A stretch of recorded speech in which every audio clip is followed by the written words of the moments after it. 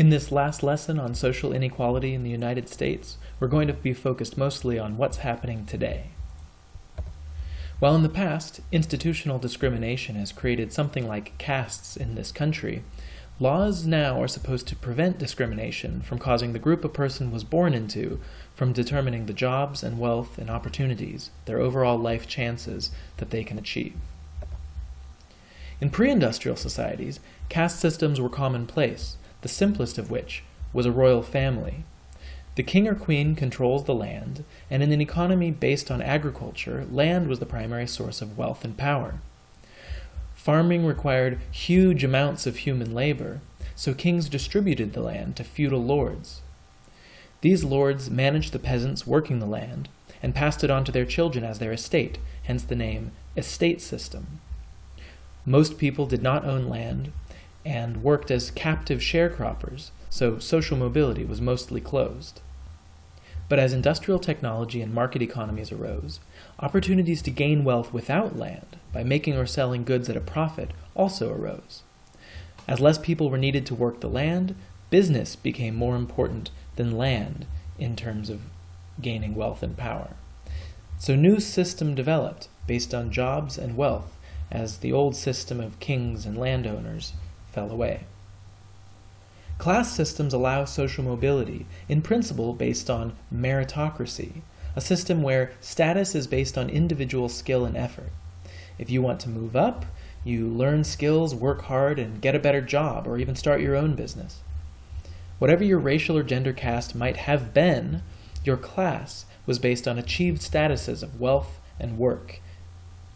One common way we stratify or divide up class status groups is into an upper class at the very top, who became wealthy through successful enterprises or investments, middle classes, who do professional work at varying skill levels, a working class, who do varying levels of physical work, often involving machines, and a lower class that struggles to get by on some amount of low-skill labor. These class groups may develop their own in-groups and subcultural norms and values around the kind of work they do and the lives they lead. White-collar workers manage information and money, traditionally wearing suits and ties to look professional for office work and business meetings. Blue-collar workers are usually working class, taking pride in a practical trade. We've talked about pink-collar work before, traditionally seen as women's jobs, serving the needs of people, but this field is becoming more common for both men and women, so a more appropriate name may be something like name-tag jobs. At the bottom of the society, labeled low class and low culture, are the people who would once have been called peasants, working with their bodies, farming or mining or logging, sometimes stereotyped as rednecks. Does our society look down on poor people and push people towards high culture? Do people practice conspicuous consumption, buying things to give the impression that they're of a certain class? Almost all stratification systems, we see a similar overall population structure, with a small elite with most of the wealth and power at the top, and most people at the bottom. But industrial class systems might alter this slightly, shrinking the very bottom as more people earn living wages in working and middle class jobs. But American society is moving away from industrial production, as machines, computers, and workers overseas take on many of these jobs, leaving the average worker with fewer opportunities. So what does an average family make in the United States? It depends on how you measure the average. Mean average, combining every family's total income and dividing it by the total number of families, gives a much larger number than the median average, which lines up incomes from lowest to highest and uses the family right in the middle.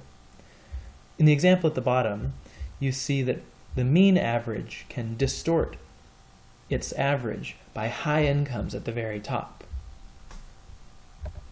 So when you line up all the family households and separate them into quintiles, or fifths, 20% of the population, roughly some 60 million people in the United States, you see that about half the total income from work and investments goes to the top fifth of Americans. The bottom fifth takes in only around 3% every year, averaging $11,000 in 2010, just under the poverty line, compared to 169,000 for the 20% of the population at the top. Income comes in each month, but so do expenses. And while higher income earners pay more in taxes, both must pay for basic living expenses, and that often leaves those at the bottom with no money left over to save or invest. For those at the top, leftover income gradually builds up to increased total wealth.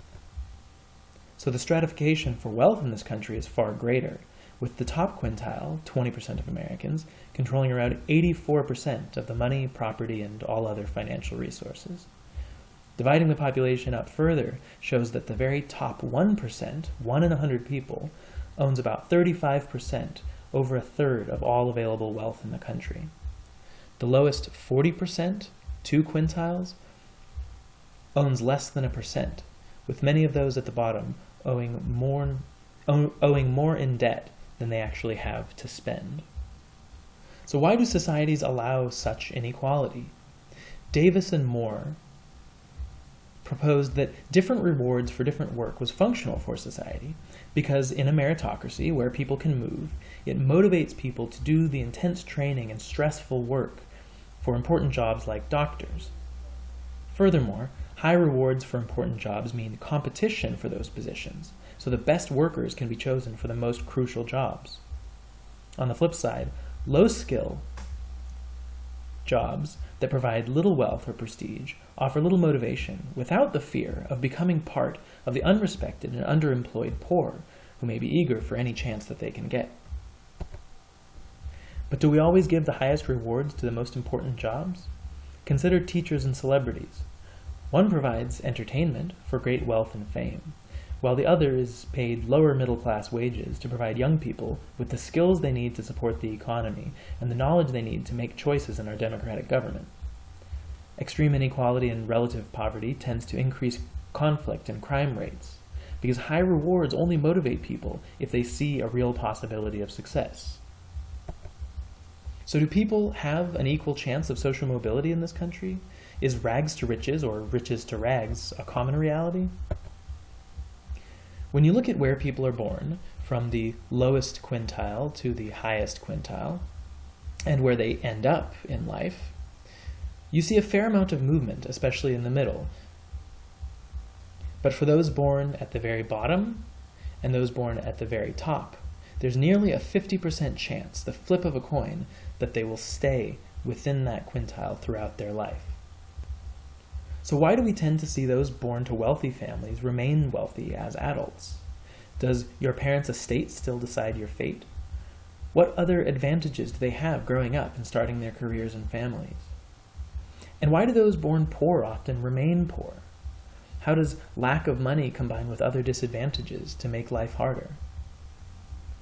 One explanation of the cycle of poverty is that families in generational poverty, as opposed to situational poverty when someone loses their job temporarily, they pass on cultural capital to their children that make it harder to get ahead.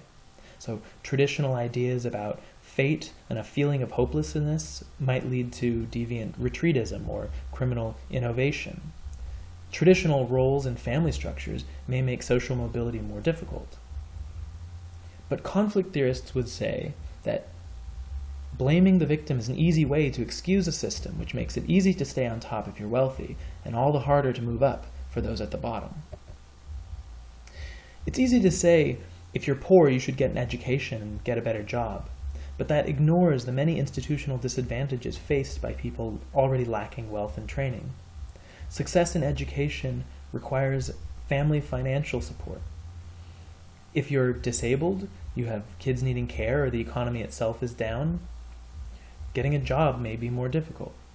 Lack of money itself makes daily tasks and problems more time-consuming and leaves you without funds to invest in future success. Finally, the criminal justice system tends to benefit the wealthy by treating white-collar crimes less seriously than street crimes and allowing wealthy people higher-priced legal help, while the poor are often pressured by public defenders to plead guilty. How big of a problem is poverty in the richest overall country in the world? Over 15% of Americans aren't meeting their basic needs, and 40% of those in poverty work full-time. The minimum wage was established to ensure that all jobs paid enough to live on, but that wage has not kept up with the cost of living, leaving many parents and others in poverty even while working 40 hours per week all year. The rich get richer and the poor get poorer is a common phrase, but how true is it? During the period after World War II, in green, income was increasing for almost everyone in the United States, all quintiles. But since 1980, in red, almost all income gains have been for those at the very top, particularly those at the very, very top. So next time we'll talk about how our economy functions and why the rich do indeed seem to be getting richer.